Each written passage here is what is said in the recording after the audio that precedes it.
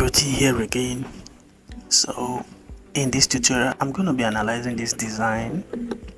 Obviously it's purely for newbie who are confused, want to design something like this but don't know how to. So one thing you need to understand is being able to analyze a design. So once you're able to analyze a design, it will be very much more easy for you to design something like that exactly, or replicating it the same way. So if you look at this design, what really caught my attention about this design is this particular part.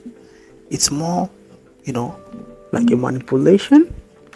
And as a newbie, maybe you're just coming, maybe this is your first time seeing this thing, you'll be like, how is this possible? How, it may look really confusing. Disclaimer, I wasn't the one who designed it. I just saw it on Pinterest, so it got my attention. Then I feel like, okay, let me analyze it for someone who is just coming to the world of design and to just get clarity. Okay, so let's dive into this.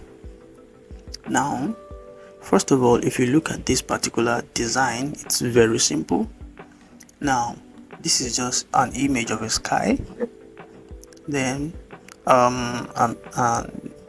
like a roadside, or like maybe like a flower kind of, and this was giving some little kind of blur effect.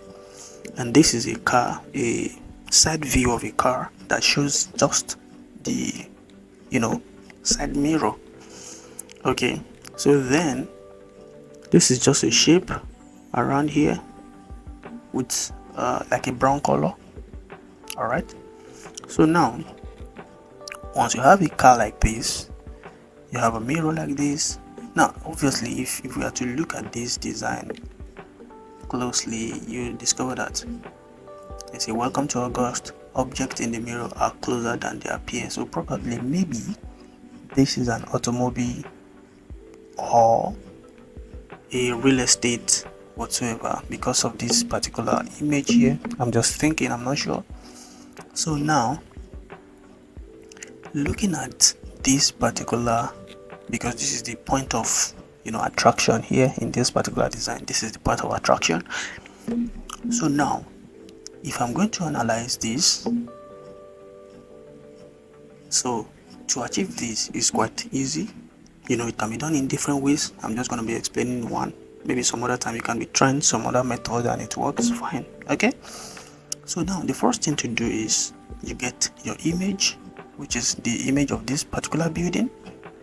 Obviously this is an image of a sky. You get that, you get this as well, then you blend them together. Maybe some other tutorials I'm going to show how to blend backgrounds together and make them look good. So now once this is done, the next thing for you to do is come to this mirror, trace it up with your pen tool. You trace it up, you trace this particular shape up. And how do you do that? You pick up your pen tool. It's quite easy using pen tool. I also have a tutorial where I explained how to use pen tool, so you can go check it up, then come back to this particular tutorial and practice it. So once you select your pen tool,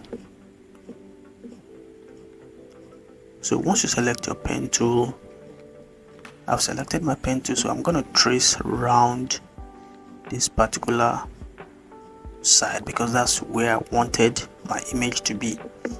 So now the first thing is click here, click and just drag like this and make sure that it fits the shape.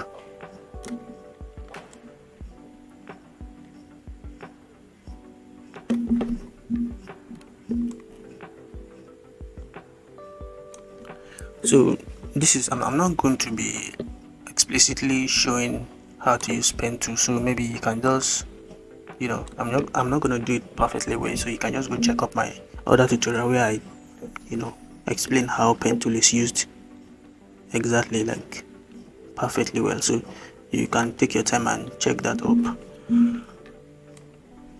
So I'm just going to be doing it quickly, so that not to take much of the time.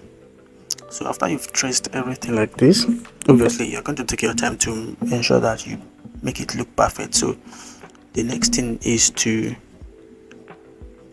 come right here, create another layer, then right click, then you can fill path with, it doesn't matter whether background or foreground, so just fill it first. So once you fill it, then you can go and bring your image. That's the image of this building, because okay,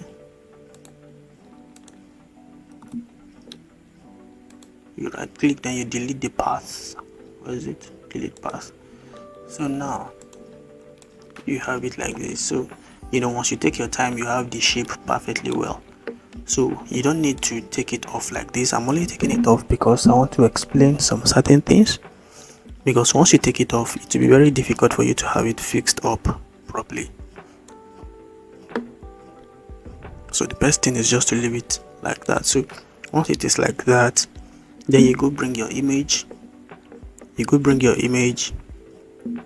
So once you bring your image, then you clip mask your image inside of this.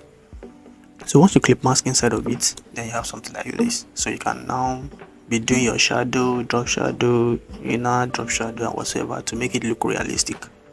So basically that's how this was achieved. Like I said, I wasn't the one who designed it. It only caught my attention when I saw this, and I feel like, okay, for newbies there might be a little bit of confusion on how this was achieved.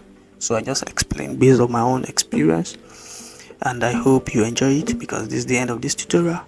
So if you really do enjoy it, please hit on the subscribe button and turn on your notification bell, as I'll be dropping more tutorials this year.